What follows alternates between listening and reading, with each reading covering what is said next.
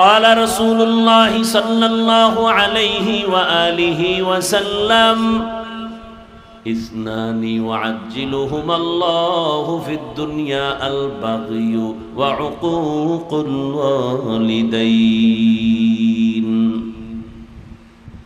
জুলুম করলে বিচার হবে মরার আগে, মা বাবার সাথে বেয়াদবি করলে বিচার হবে মরার আগে। আবার এই জুলুম তিন প্রকারে ভাগ করা: আল্লাহর সাথে জুলুম, নিজের সাথে জুলুম, অন্যের সাথে জুলুম। আল্লাহর সাথে জুলুমের এক নাম হলো শিরিক। ইন্নাশ শিরকা লাযুলমুন আযীম। শিরিক হলো সবথেকে শুধু জুলুম না, বড় জুলুম। وَمَن يُشْرِكْ بِاللَّهِ فَقَدْ حَرَّمَ اللَّهُ عَلَيْهِ الْجَنَّةَ। আল্লাহ চাইলে সব গুনাহ ক্ষমা করবেন, শিরিকের গুনাহ সহসায় ক্ষমা দিবেন না। ইন্নাল্লাহা লা ইয়াগফিরু আন ইউশরাকা বিহি ওয়া ইয়াগফিরু মা দুনা যালিকা লিমান ইয়াশা ওয়া মান ইউশরিক বিল্লাহ ফাকাদ দাল্লা দালালাম বাঈদা। সব গুনাহ ক্ষমা করবেন, ক্ষমা চাইলে কিন্তু শিরিকের গুনাহ সহসায় ক্ষমা আল্লাহ করবেন না। শুধু তাই না, শিরিকের আমল নিয়ে যারা দাঁড়াবে, আল্লাহ বলেন ফালা নুকিমু লাহুম ইয়াউমাল কিয়ামাতি ওয়াজনা। শিরিক যুক্ত আমলের ওজনও করা হবে না। শিরিক কি, ও বিষয়টা আমি আজকে বয়ান করার বিষয় না, কথায় কথা আসছে যেহেতু 1 মিনিটে বলে দিই। আল্লাহ কতজন? আল্লাহ যে এক, কোন দিক থেকে এক বলেন? আল্লাহর মতো আরো একজন আল্লাহ? আল্লাহর ক্ষমতার মতো কারো ক্ষমতা? আল্লাহর স্পেশাল গুণের মতো কারো গুণ? আল্লাহর সহযোগিতায় কেউ যদি মনে করে আল্লাহর মতো আরো আছে আল্লাহ, এর নাম শিরিক। মনে করার নাম, যে মনে করে তার নাম মুশরিক। আল্লাহর ক্ষমতার মতো কারো ক্ষমতা আছে মনে করার নাম শিরক। যে মনে করে তার নাম মুশরিক। মুশরিকদের জন্য জান্নাত হারাম। আল্লাহর স্পেশাল গুণের মতো কারো গুণ আছে মনে করার নাম শিরক। যারা মনে করবে তারা মুশরিক। মুশরিকদের জন্য জান্নাত হারাম। আল্লাহর একটা স্পেশাল গুণ হলো তিনি আলিমুল গায়বি ওয়াশ শাহাদা। গায়বের মালিক কে? قُلْ لَا يَعْلَمُ مَنْ فِي السَّمَاوَاتِ وَالْأَرْضِ الْغَيْبَ إِلَّا اللَّهُ। হে রাসূল, আপনি জানায় দেন আসমানের বাসিন্দারা কেউ গায়ব জানে না, জমিনের বাসিন্দারা কেউ গায়ব জানে না। একমাত্র গায়বের মালিক হলেন আমার। এখন কেউ যদি মনে বলে নবীও গায়েব জানেন, আমার পীর গায়েব জানে, মনে করার নাম শিরক। যারা মনে করবে তাদের নাম মুশরিক। মুশরিকদের জন্য জান্নাত হারাম। কথাটা কোন দিক থেকে আনছি? প্যান্ডেল সুন্দর, লাইট সুন্দর, মাইক খারাপ। খারাপ বলছি না, ওই বন্ধ করতে করতে এখন পুরোটাই বন্ধ হয়ে গেছে। মনের মতো একটা সাউন্ড না হইলে বয়ান আসে না, কষ্ট হয়। সাউন্ড ঠিক ছিল, এটা কেমনে আপনার বুঝামু? আমি মাইক থুইয়া নিছে, রিভাবটা দিবেন ইকো যেন না হয়। ইকোর অপশনটাও আলাদা, রিভাবেরটাও আলাদা।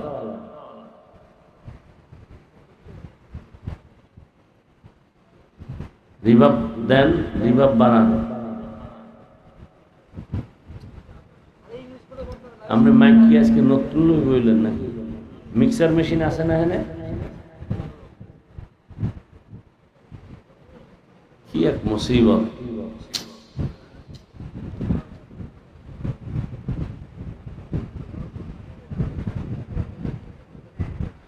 আল্লাহ আল্লাহ মাহফিল কবুল করেন, মাদ্রাসা কবুল করেন, এলাকাবাসীকে আল্লাহ কবুল করেন। ওই রিভাবটা হালকা বাড়ান, ওই এতক্ষণ যে ছিল ওইটা হালকা বাড়ায় দেখেন কি সুন্দর একটা সাউন্ড দিতে পারতেছে না।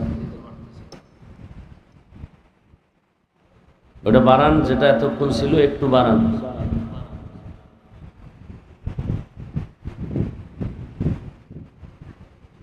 তো একবার সাল্লাল্লাহু আলাইহি ওয়া আলিহি ওয়াসাল্লাম পড়ার কারণে 3টা পুরস্কার পাইলাম নগদ। তাহলে প্রতিদিন যদি এই দরুদ 300 বার পড়া হয় কত পরিমাণ সওয়াব।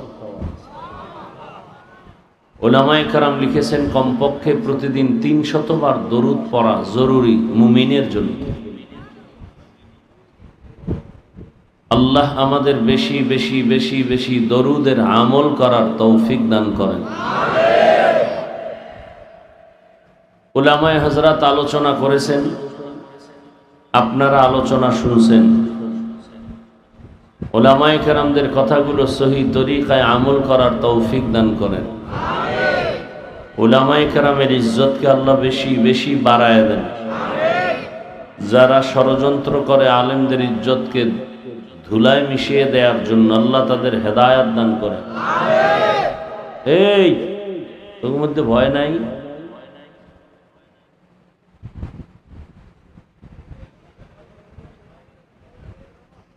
আমি আপনাদের সামনে কোরআনে হাকিমের এক আয়াতে কারিমা তেলাওয়াত করেছি, রসুলের হাদিস থেকে একটি হাদিস পড়েছি।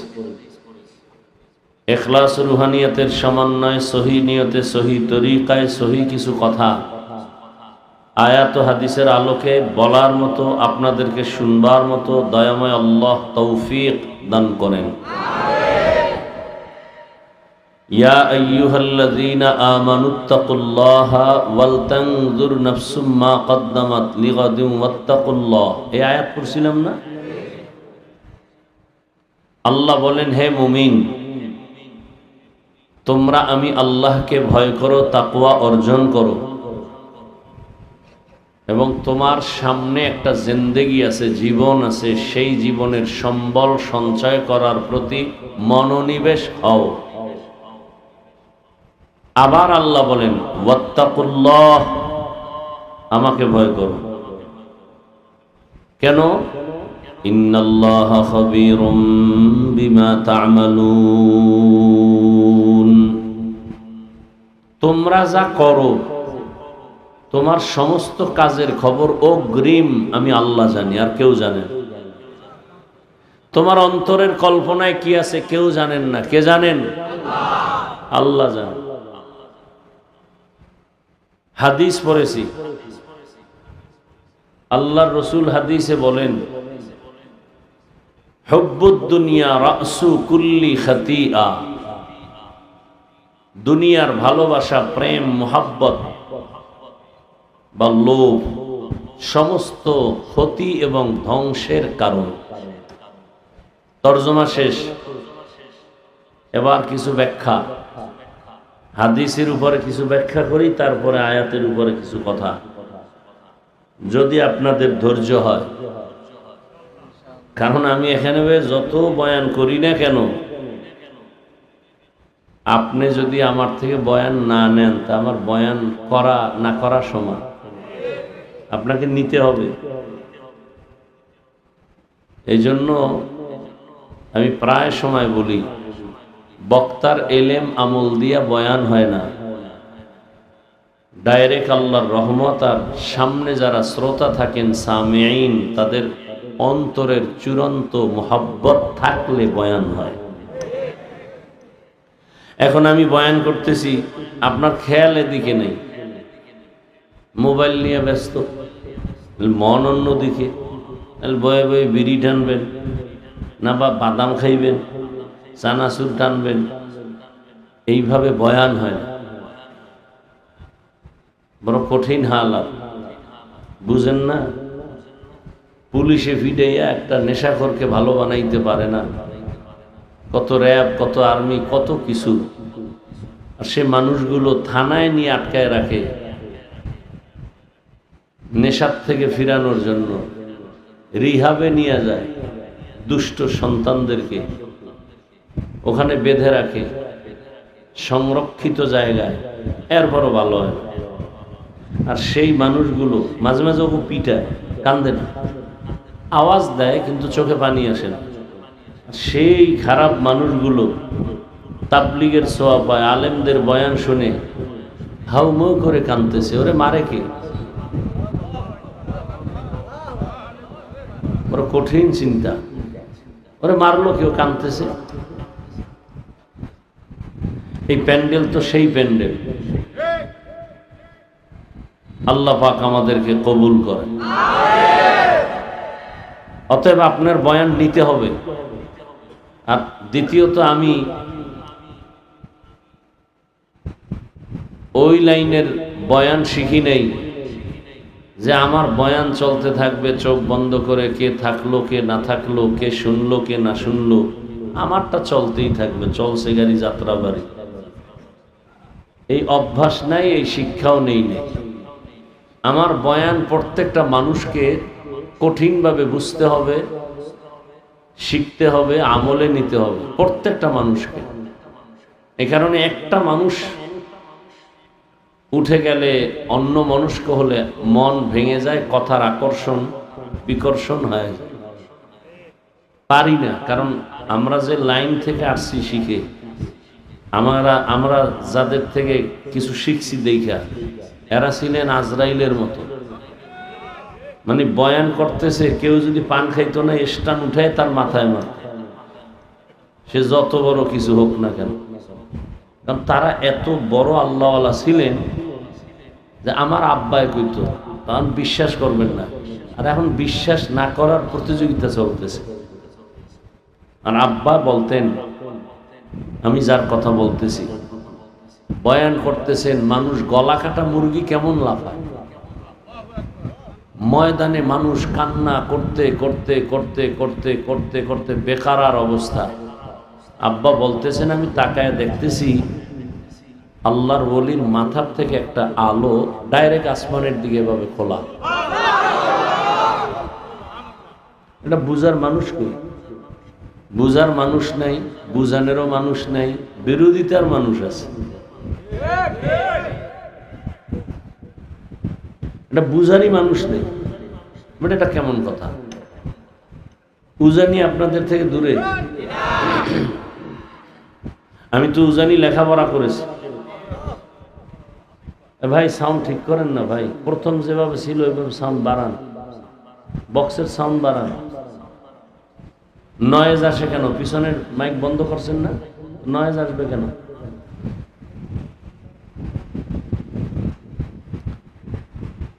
তো উজানিতে একজন বড় মুহাদ্দিস ছিলেন, শাইখুল হাদিস, বুজুর্গ। উজানির মসজিদে, আমার কালে না, আগের কথা শুনছি, হাদিস পড়াচ্ছেন মসজিদের মধ্যে। মসজিদ কেমন মসজিদ? 100 বছর আগের গম্বুজ, যেখানে গিয়া ঢুকে দেখছেন যে বাঘ তার বাচ্চাকে দুধ পান করাইতেছে। কারি ইব্রাহিম বললেন, বাঘ চলে যাও। বের হয়ে লালমাই পাহাড়ে গেছি। কোথায়? লালমাই পাহাড়ে গেছে। এটা একটা কথা হইল। বাঘেরে কয়, তুই এখান থেকে যা। যেই বাঘ দেখলে মানুষ ভয় পায়, মানুষ খায়।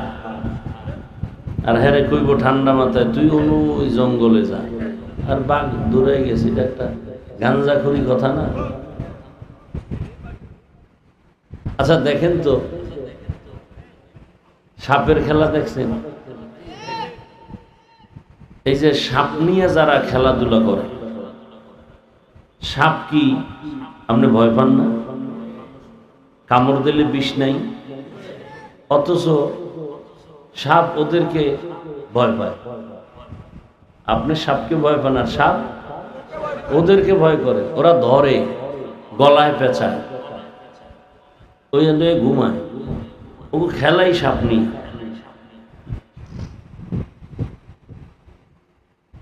তাহলে একটা বাদ্যা বা ওই লাইনের থার্ড ক্লাসের নিম্ন শ্রেণীর মানুষগুলো একটা সাপকে, এই ঘরের মধ্যে সাপ আছে, ওরা খবর পাইছে, দৌড়। সাপ সবল দিতে চায়, পারে না। ওর থেকে বড় ওস্তাদ ওর সামনে, আস্তে মাথাটা নত করে ফেলে। তো একটা বেনামাজির কথা সাপ শুনে ওর ভাষায় সাপকে বলে, থাম, থাইমে যা, কামড় দিবি না, এই করবি না। তাহলে একটা সাধারণ মানুষের কথা সাপ শুনে, আপনাদের গ্রাম অঞ্চলে গরুর হাল চাষ হয়, চাষিরা গরুর সাথে কথা বলে, গরু শুনে? শুনে না? গরুরে যদি বলে, এই গরু দাঁড়া, দাঁড়ায়, ডানে যা, বামে যা। পুকুরের মধ্যে হাঁস ছাইরে দিছে, মাগরিবের সময় হাঁসের মালিক ডাক দিছে, আসো, ওর ভাষায়। আসেনি? আচ্ছা, যুবকরা অনেকে দেখছো না কবুতর পালে? কবুতর এখান থেকে চলে গেছে গরিবুর, ওর ভাষায় একটা বাঁশি বাজাইছে, মাগরিবের সময় সব কবুতর হাজির। তুমি ডাকলে আইব, ও মালিক চিনছে। এত কিছু বুঝার পরে কি বুঝলেন? একজন আল্লাহওয়ালার কথা বাক শুনবে না? এতটুকু বুঝ না থাকলে আপনি কচু গাছ খুঁজেন, আপনার কপাল খারাপ, আপনার কপাল খারাপ। কিছু কিছু মানুষ আছে, মাগরিবের পরে বইলে আসছি ওখানে, কিছু মানুষ আছে এত ইতর, এদের মানসিক অবস্থাটা এমন যে আলেমের বিরোধিতা করতে পারলে, আলেমের বদনাম শুনতে পারলে ওর খুব আরাম লাগে। আলেমের বিরোধিতা করতে পারলেই খুব খুশি। এটা ভালো লাইনের বিরোধিতা হইল না খারাপ, এ চিন্তা নাই, বিরোধিতা করতে পারলে দিল খুশি।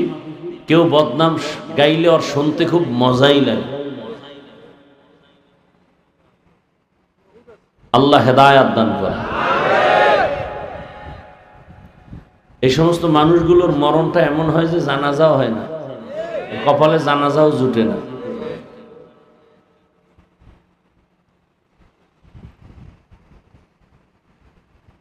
এখন কি বলবো, কথায় অনেক কথা আসে।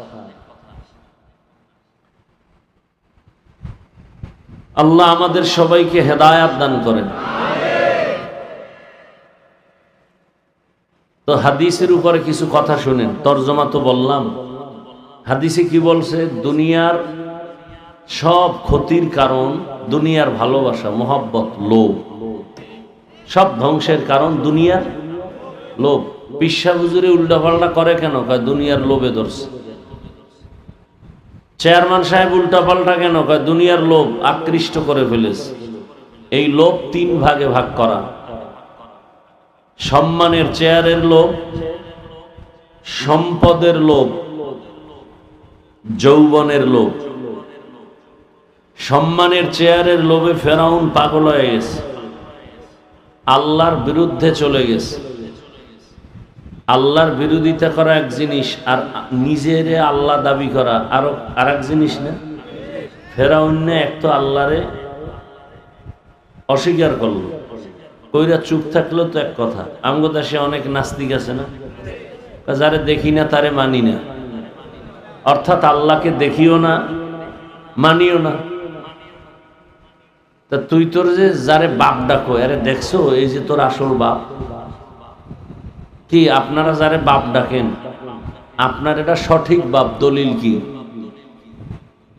কোন দলিল আছে? দলিল হইল মায়ে কইছে, হ্যাঁ, মায়ে বলছে আমার বাবা।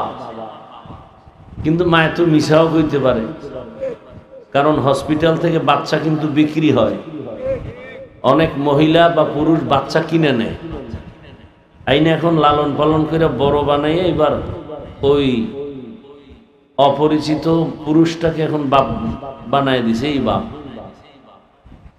তাহলে আপনি যে বাপ ডাকতেছেন, এই যে আপনার আসল বাপ, এটা কোনো দেখা হইছে?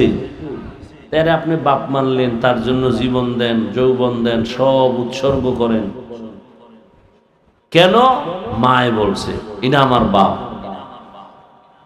মায়ের কথায় অবিশ্বাস করারও সুযোগ আছে না নাই? আছে। কিন্তু আমার আল্লাহ যে একজন আছেন, এই কথা কে বলছেন? বলে রহমতের নবী। কেমন তিনি? তার উপরে অবিশ্বাস করার কোনো সুযোগ? কারণ কাফেরেরা, বেঈমানেরা, মুশরিকেরা পর্যন্ত বলতে মুহাম্মদের মতো একজন সত্যবাদী জমিনে আর নাই। আব্দুল্লাহর সন্তান, এত বড় আমানতদার ব্যক্তি, তার মতো রক্ষক আর কেউ নাই। আর আমাদের সমাজের রক্ষক সব ভক্ষক হয়ে বসে আছে। আমানত রাখবেন কারো কাছে? কি খাইয়ে শিয়ালে আর কি খায়? তুফান বানায় দিবে। দেশটারে খাইতে সময় লাগবে না, ধ্বংস করতে সময়ের কোনো প্রয়োজন হবে না। সব কিছুর মূলে কি ভালোবাসা? লোভ, দুনিয়ার লোভ। সম্মানের চেহারার লোভে পড়ে ফেরাউন আল্লাহর বিরুদ্ধে চলে গেল। সম্পদের লোভে পড়ে কারুন আল্লাহর বিরুদ্ধে চলে গেল। মূসা নবীর বিরুদ্ধে ষড়যন্ত্র করেছে কারুন। নবী মূসা বলেন যাকাত দাও, কারুন বলে দিব না। কেন? বলে যাকাত দেওয়া জরিমানার মতো, এত টাকা দিব কেমনে? লোভে পড়ে গেছে। আল্লাহ বলেন ওয়াইলুল লিকুল্লি হুমাযাতিল লুমাযাহ আল্লাযী জামাআ মালাও ওয়া আদ্দাদা ইয়াহসাবু আন্না মালাহু আখলাদা। জাহান্নাম, ওয়াইল নামক জাহান্নাম ভয়ঙ্কর। যারা গীবত করে, মানুষের নামে বদনাম ছড়ায়। আল্লাযী জামাআ মালাও ওয়া আদ্দাদা, এরা মাল জমা করে। আল্লাযী জামাআ মালান, আর গনে গনে বাড়লো কত, কমলো কত, বাড়লো কত, কমলো কত, সুদ কত, আসল কত, সুদ আসলো কত, চক্রবর্তী সুদ হবে কত। এরপরে তাদের অন্তরের ধারণা ইয়াহসাবু আন্না মালাহু আখলাদা, ধারণা করে আমার মাল কখনো ধ্বংস হবে না, বরং আমার মাল আমারে বাঁচাবে। আমার বাড়ি, আমার গাড়ি, আমার টাকা। আল্লাহ চোখে দেখায় দিলেন, তাকায় দেখ, 10 তলা বিল্ডিং দাঁড়ানো, কিন্তু বাড়িতে ঘুমানোর কপাল নাই, জঙ্গলে দৌড়া। কেমন সান কপাল! এর মতো কপাল পোড়া কে হবে যে বাড়ি কইরা বাড়ি ঘুমাতে পারে না? এর মতো কপাল পোড়া কে ব্যাংকে কোটি টাকা রাখে, উঠাইতে পারে না?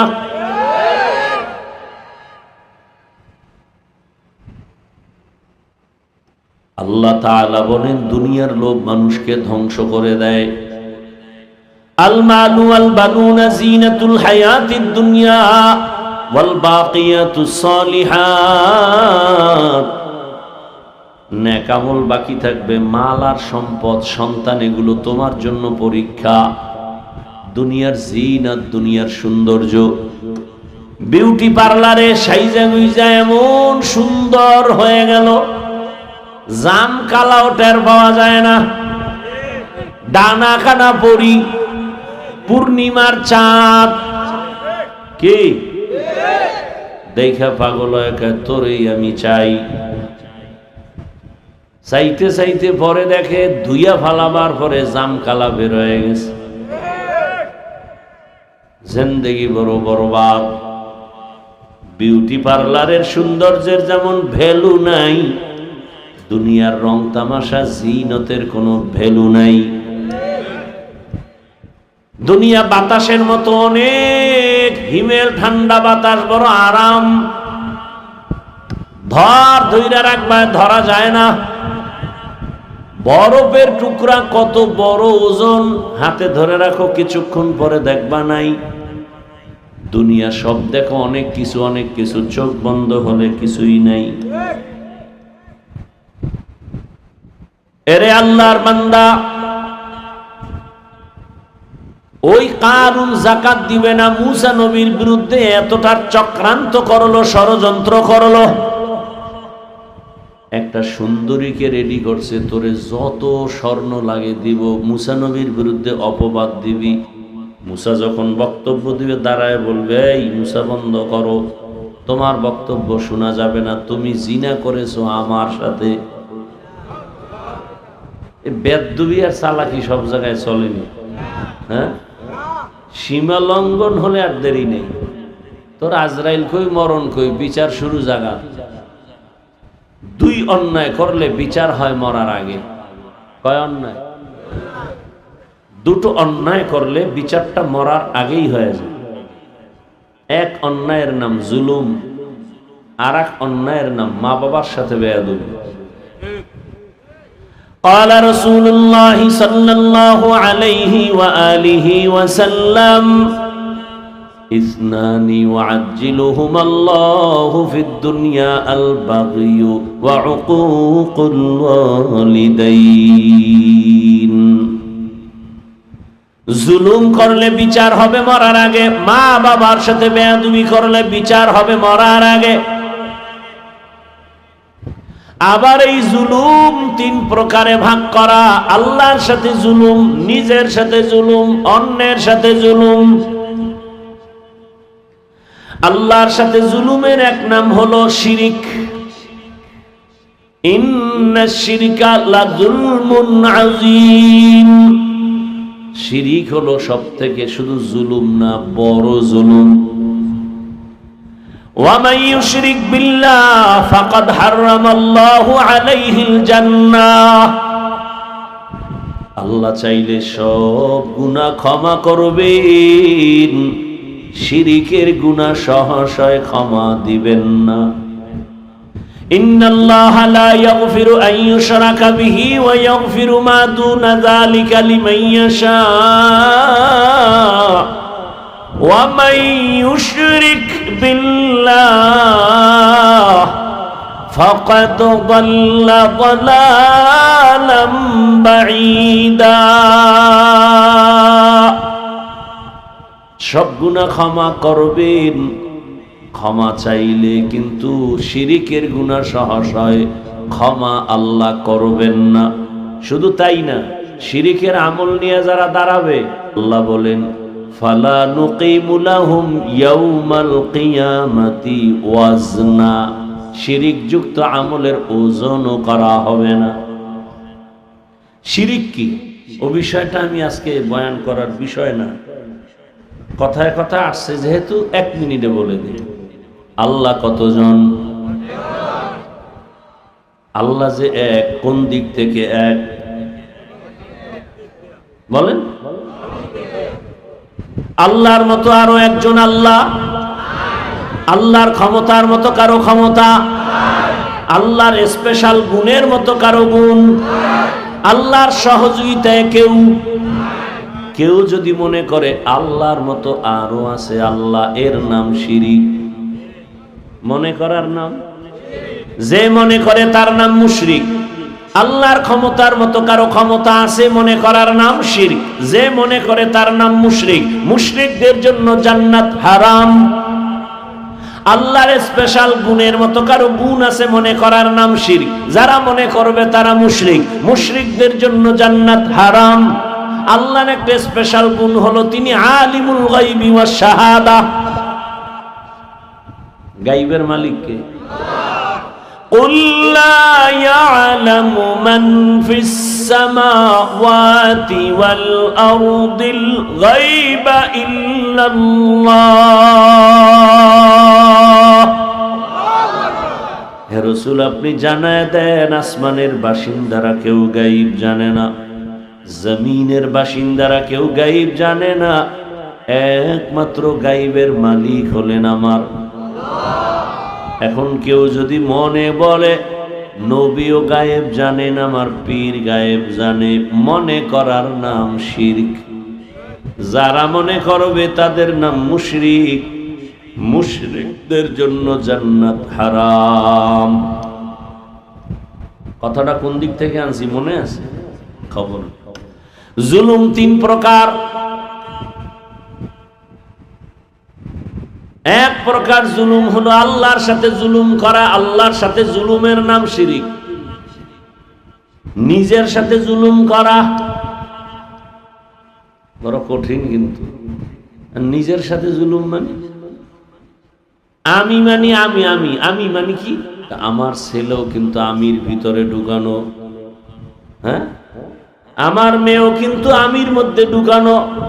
আমি মানি আমি একা না, আমার মেয়ে, আমার ছেলে, আমার স্ত্রী, আমার মা, আমার বাবা সব আমি আমির মধ্যে ঢুকানো। অতএব আমি তাদের সাথে জুলুম অর্থাৎ সন্তানের হক আদায় করি না, তাহলে আমি বাবা হিসাবে জালেম।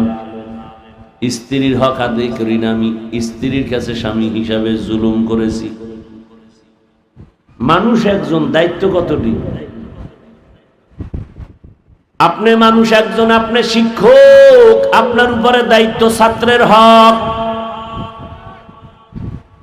আপনি ফ্যাক্টরির মালিক, কর্মচারী, আপনার দায়িত্বে আছে ওদের হক আদায় করা। কর্মচারী ডিউটি করছে, আপনার হক হলো টাইম মতো ঘাম ঝরার আগে বেতন দাও। দেরি করে দেওয়া জুলুম, কমায়া দেওয়া জুলুম, মাইরা খাওয়া এটা সওয়াব।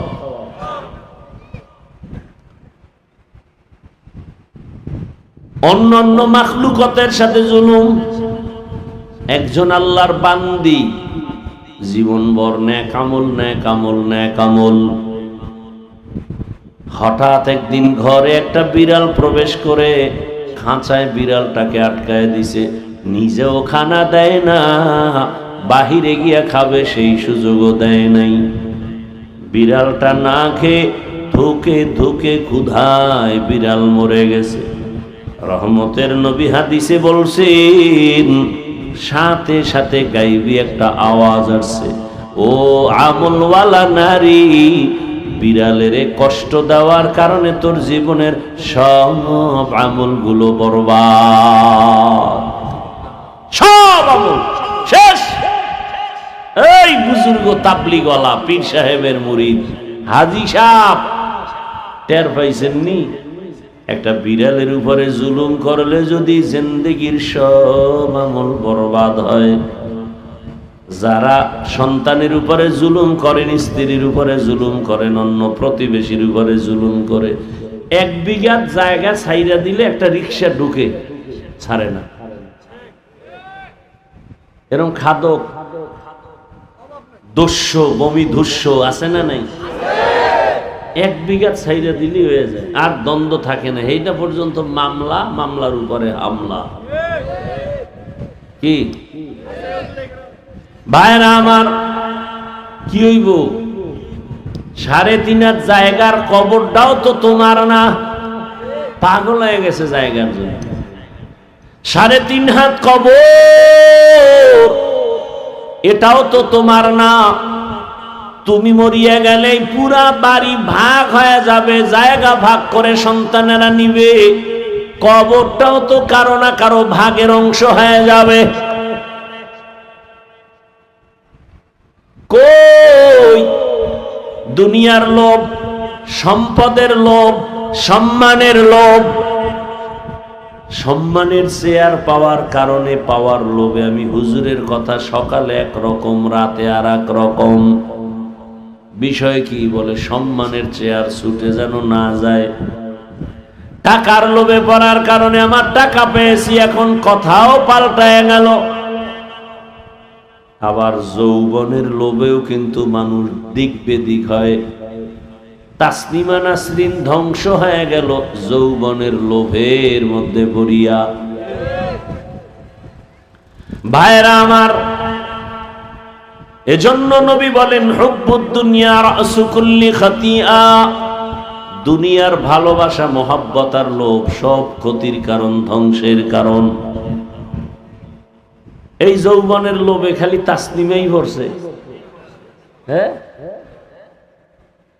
মুরব্বীরা বুঝেননি? হ্যাঁ হ্যাঁ, ভালো করে বুঝেন। যৌবনের লোভে খালি তাসলিমা পড়ছে। স্বামী মোবাইল চালায়, এটারে লক করে রাখছে, পাসওয়ার্ড বউ জানে না। কেমন চরিত্রবান স্বামী! যৌবনের লোভে আটকায় গেছে। আমার কলিজার যুবক, সারা রাত ঘরের দরওয়াজা জানালা বন্ধ করে মোবাইলে সারা রাত জেনা করো, জেনা, চোখের জেনা, হাতের জেনা, জবানের জেনা, অন্তরের জেনা। সারা রাত মোবাইলের মাধ্যমে জবানের জেনা, হাতের জেনা, চোখের জেনা, অন্তরের কল্পনার জেনা চলে সারা রাত। ঘরে ঘরে, রুমে রুমে। কেউ নামাজ নাই, রোজা নাই, চেহারার মধ্যে নূর নাই। কেন? বলে যৌবনের ব্যারাম, যৌবনের রোগে আটকায় গেছে। হাসার কথা না রে যুবক, এমন একটা সময় আসতেছে হাঁটুর নিচে মাথা দিয়া কাঁদবি, চোখের পানি মুছার আপন কাউকে পাবি না। শুধু ধিক্কার। মাও বলবে বের হ, বাবাই বলবে বের হ। এরপরে বিয়া, তোর কপালে বিয়া নাই, যদি থাকে বউ পাবি না, পাবি জল্লাদ। কি পাবি? তুই চার মাইয়ার জীবনের উপরে আক্রমণ করেছো, এবার জল্লাদ আসবে জুতা দিয়া তোরে মানুষের সামনে পিটাইয়া বুঝায় দিবে কত ধানে কত চাল। কয়জন মেয়ের জীবন নষ্ট করেছো, চরিত্রে হামলা করেছো। এরে যুবক, তোর বোনের উপরে যদি কেউ হামলা করে তোর কাছে কেমন লাগবে? তোর মায়ের উপরে যদি কেউ আক্রমণ করে চরিত্রের, তোর কাছে কেমন লাগবে? যেই জানোয়ার বলে, যেই পশু বলে আমার কাছে কিছু লাগে না, ওর সাথে আমাদের কোনো বয়ান করারও প্রয়োজন পড়ে না।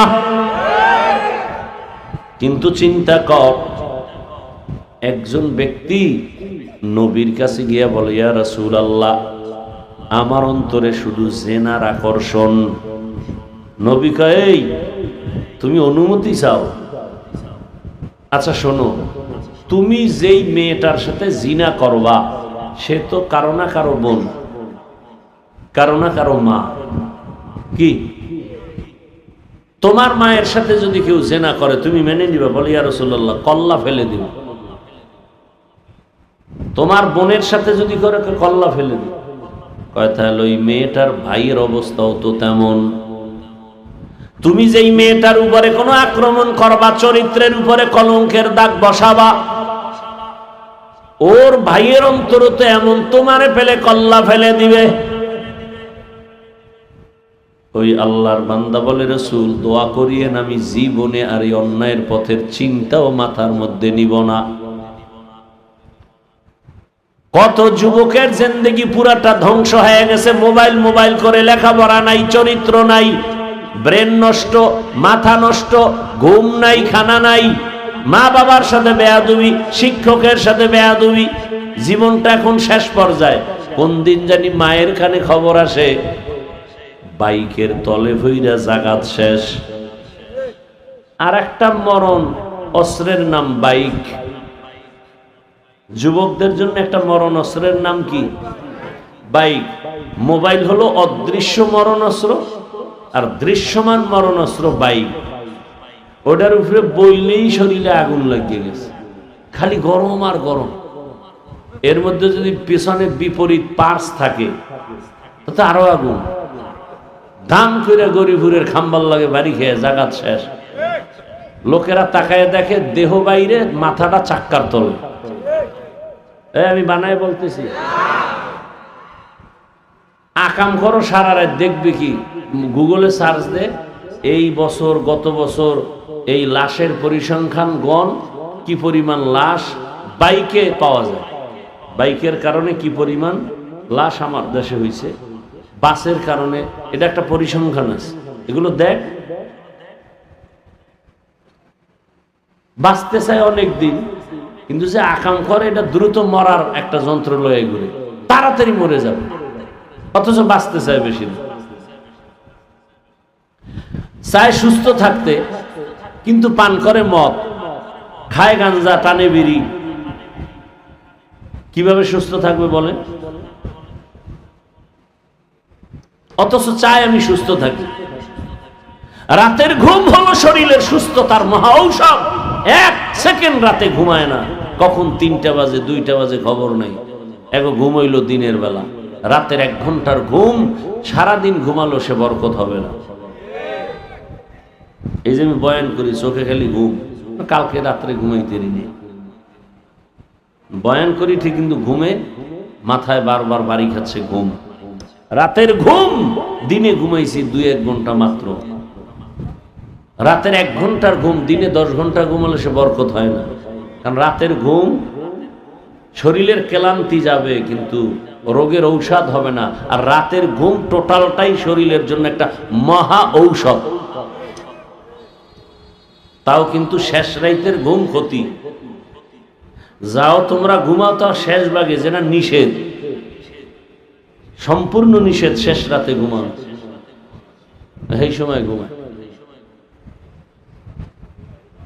এমন কি কেউ যদি ফজর না পড়ে ঘুমায়, শরীরে এমন রোগ হবে যে রোগের ঔষধ পৃথিবীর কোনো ডাক্তার বানাতে পারবে না। আমরা ফজর না পড়ে ঘুমাই, রোগ দিন দিন বাড়তেছে। যুবকের মাথা খুব গরম, চোখ কামড়ায়, পাওয়ার তো নাই। আন্দাজে একজনের আব্বা কয়ে ডাক দিয়েছে, চেহারা ঘুরে, না না না না আমনে না। কানের পার্স তো শেষ, মায় কয় ভাত খাবি না, কয় গোসল করে লইছে। কানের পার্স নষ্ট হয়ে গেছে। ওই যে কি কানে ঢুকাস না তোরা? শোনো, কি ভালো কিছু শুনলে তো একটা দিলের সান্ত্বনা হইতো যে হ্যাঁ মক্কা মদিনার ইমাম সাহেবের তেলাওয়াত শুনে। তাও তো শুনে না, শুনে তো গুনাহের আওয়াজ। নবী কয় গানের আওয়াজ শুনলে কানে আঙ্গুল দাও, শয়তানের আওয়াজ।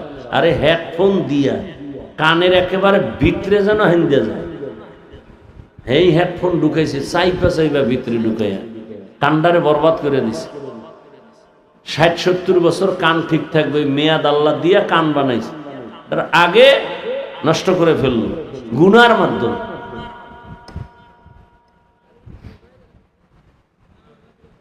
বড় আফসোস রে বাবা, এই সব কিছুর মূলে দুনিয়ার ভালোবাসা, মহাব্বত আর লোভ। একজন স্বামী মোবাইল চালাবে, কোনো আয়েব না, দোষ না, কিন্তু মোবাইলের পাসওয়ার্ড, গোপন নাম্বার কেন তার স্ত্রী জানবে না? আবার অনেক আম্মা জানেরা মোবাইল চালায়, তিনিও পাসওয়ার্ড দিয়ে রাখেন, স্বামী জানে না। যার দিল ফেরে সে তো এটা করতে পারে না। ডাল মে কুছ ঝামেলা আছে তার অন্তরে, নাই নাই নাই নাই, কসম কসম কসম, ফট করিয়া অন্যায় করতে করতে করতে করতে সীমা লঙ্ঘন হওয়া মাত্র বিবি ঘুমাইছে। বড় রাইতে কে যেন টেলিফোন করিয়া কয় তোমার স্বামীর অমুক জায়গায় আটকাইয়া ফালাইছে। আবার দেখেন যেই মহিলারা উল্টাপাল্টা করে, স্বামীর কানে আওয়াজ, তোমার স্ত্রী ঝামেলায় পড়ে গেছে, ফেসবুকে দিয়ে খবর ভাসতেছে। আল্লাহ কিন্তু এটা প্রথম, আল্লাহ এটা প্রকাশ করার না, আল্লাহ তওবার সুযোগ দেয়। তওবা কর, তওবা কর। যখন করে না, এবার অন্যায় করতেই আছে, করতেই আছে, করতেই আছে। এক পর্যায়ে গিয়ে আল্লাহ এবার দুনিয়াতেই বেইজ্জতি শুরু। আর জীবনের কলঙ্ক 2টা। যুবক লিখে রাখিস আমার কিছু কথা ঘরের দরজায়। জীবনের কলঙ্ক 2টা, অর্থ কেলেঙ্কারি আর নারী কেলেঙ্কারি। এই 2টায় পড়লে পৃথিবীতে, আমাকে ইসলাম তো এক সাইড, দুনিয়ার লাইনে কেউ জুতার বাড়ি ছাড়া কিচ্ছু দিবেন। অর্থ কেলেঙ্কারি আর এই 2টা জীবনের কলঙ্ক, মারাত্মক। এজন্য যত বড় বংশীয় মেয়ে হোক, জাতের মাইয়া, ওগো জীবনে বিয়া একটাই, মইরা যাবো, কলঙ্কের বোঝা নিয়ে বাঁচবো না। এই জন্য অনেক মেয়েরা কি করে, রাজশাহীতে একটা মেয়ে আত্মহত্যা দিয়ে মারা গেল, ফাঁস দিছে গলায়। ফাঁস দেওয়ার আগে লাইভে আসছে, লাইভে এসে বলতেছে, বাবা তুমি আমার দ্বিতীয় মায়ের লইয়া খাইয়া ঘুমাও, তুমি দ্বিতীয় বিয়া করছিলা কেন? তোমার জামাই বারবার আমাকে মানসিক টর্চার করে, তোর বাবার চরিত্র খারাপ, না হয় দুই বিয়ে করলো কেন? আর আমরা মিলাদ পড়াই দুই বিয়ের জন্য। একটার হক আদায় করে না, দুইটা লইয়া মরে। মরাডারে মারো কেন, কয় লড়ে কেন? আফসুস, বড় আফসুস, বুঝাবার ভাষা নাই। বাকি আমি বান্দা সবই পারি, সাইরা দিছি সব চান্দুরে সাইজ করতে আমি পারি। আল্লাহর রহমত। কোন মায়ের সন্তান আমার সামনে দাঁড়াইতে পারবে না, সেই শক্তি নেই, আর লজ্জাও সামনে আসতে পারবে না। বলি না, সব সাইরা দিছি। মহব্বতের নজরে কিছু কথা বলি। এক বউয়ের হক আদায় করতে পারে না, দুইটা লইয়া পারাবার, তাও নিজের চিন্তাবাদ দিয়ে পুরা অন্যের জন্য চিন্তায় অস্থির। আমাকে বরিশালে একটা কথা আছে, পুরান ব্যক্তি ঘরে জায়গা পায় না, নতুন ব্যক্তির আমদানি। ওটা অন্য ভাবে বলে, আমি একটু ঘুরাই বললাম।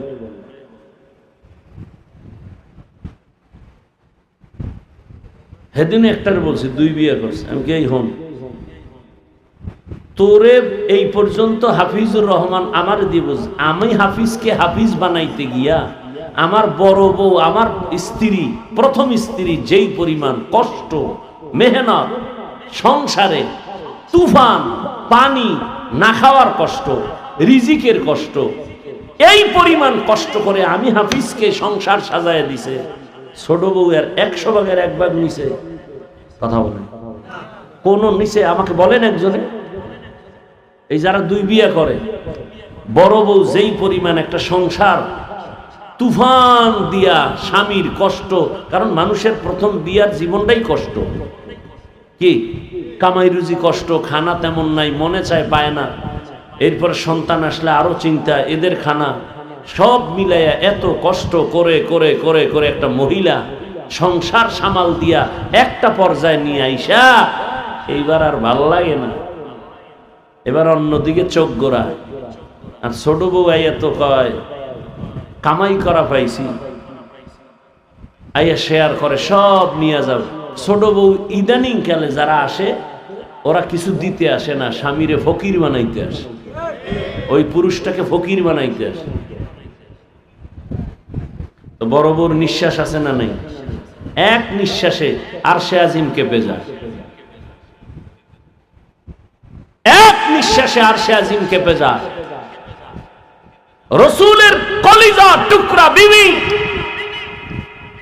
রসুলের ভরা যৌবন 25 বছর, যেমন তেমন পুরুষ না, সৃষ্টির শ্রেষ্ঠ রসুল, তার যৌবন 25 বছরের বয়সের যৌবন কত পাওয়ারওয়ালা বিবাহ করলেন 40 বছরের নারী খাদিজাতুল কুবরাকে রাদিয়াল্লাহু আনহা। খাদিজা যতদিন ছিল, রসুল দ্বিতীয় কোনো বিবাহের চিন্তাই করেনি, চিন্তাই করেননি। সে খাদিজাতুল কুবরা রসুল থেকে বিদায় নিলেন, তখন রসুলের বয়স 50 পেরিয়ে গেল। 50 পেরিয়ে গেলে 50, 60, 63, 13 বছর মাত্র, পুরা জীবনের অর্ধেক লয়ে গেল খাদিজা। তো 40 বছরের, তো কোন নারী, বছর শুধু না, বয়সের শুধু না, 2 স্বামী আগে গেছে। খাদিজা রাদিয়াল্লাহু আনহার 2 স্বামী, তৃতীয় আমার রসুল, একাধিক সন্তানের মা, এরপরে আমার রসুলের ঘরে আইসা আবার 4 কন্যা। ছেলে হইছে খাদিজার ঘরে মেরে আবুল কাসেম, বাদে বাকিরা এই ঘর থেকে আসছে আর দুনিয়া থেকে চলে গেছেন।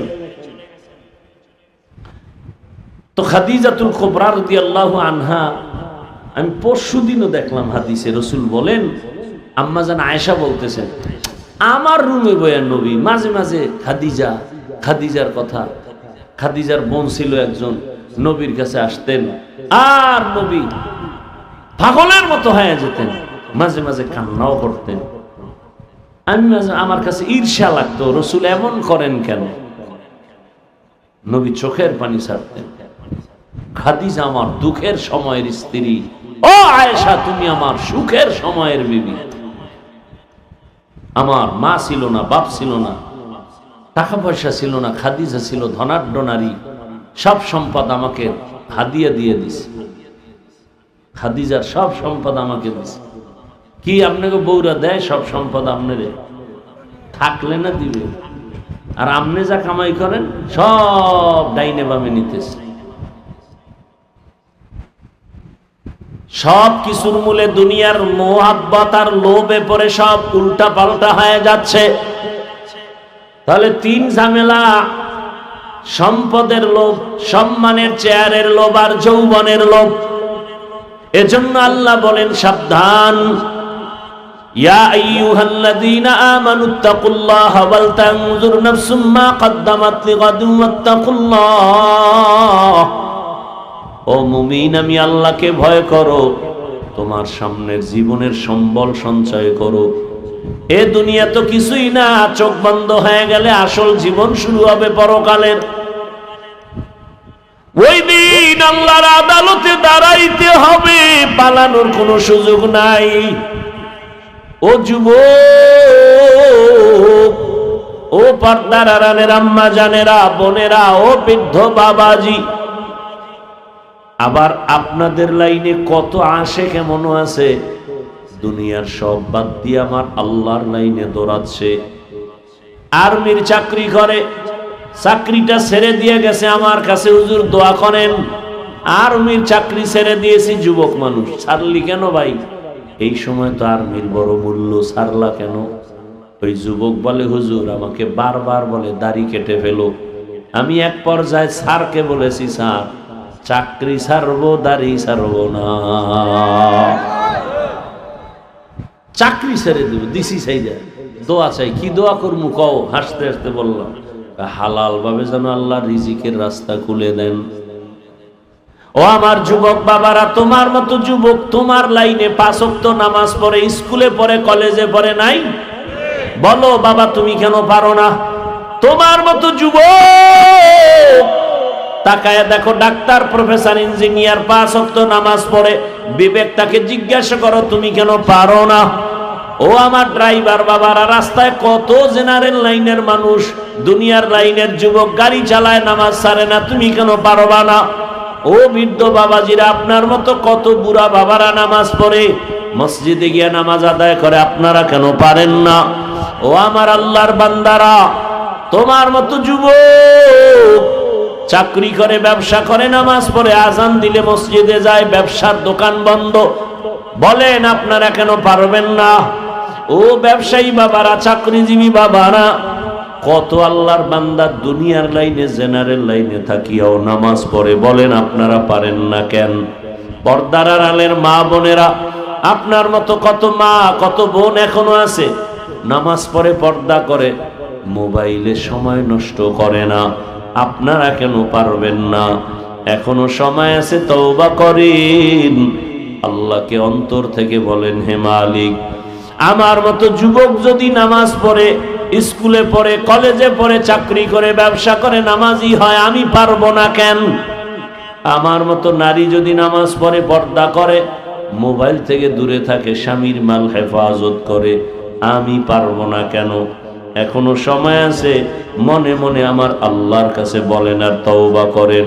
ও দয়ার মালিক, জীবনে তো কম গুনাহ করি নাই, মনের শখ মিটাইয়া গুনাহ করেছি, মন বলছে দাড়ি রাখবো না, রাখি নাই, মনে চাইছে নামাজ পড়বো না, পড়ি নাই, মনে চাইছে বেপরদায় পার্কে পার্কে আড্ডা দিব, দিয়েছি, মনে চাইছে দরওয়াজা জানালা বন্ধ করে সারা রাত মোবাইলে গুনাহ করব, করেছি। ও আল্লাহ, আজকে তওবার নিয়ত করে ফেললাম, আমার মতো যুবক যদি দিনের পথে চলে, আমি কেন পারবো না?